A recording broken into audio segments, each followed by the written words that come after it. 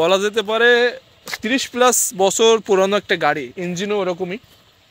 So দেখবো এটা কতটা সময় নেয় 0 to 100 করতে, যেহেতু এটা রেডি পিক আপ এবং ইভেন আপনারা জানেনও। কিন্তু হ্যাঁ, সবাই টেস্ট করে যে সিঙ্গেলে টেস্ট করে, কিন্তু আমি এটা পিলিয়ন নিব পিছনে, যে ওই একটা পিলিয়ন নিয়ে যার ওয়েট থাকবে, এই যে আমার প্রবত ভাই থাকবে, একটা পিলিয়ন নিয়ে অবশ্যই টেস্ট করব যে কতটা সময় লাগে।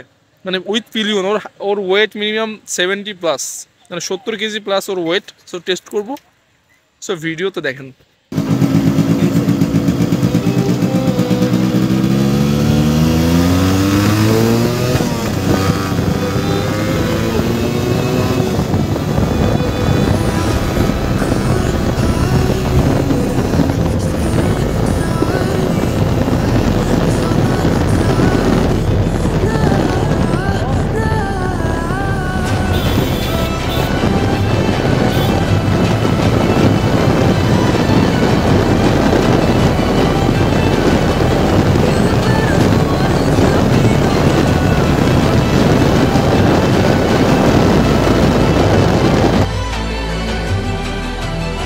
তো গাইস, এই টেস্টটা করলাম হচ্ছে জিপিএস স্পিডোমিটারের একটা অ্যাপে।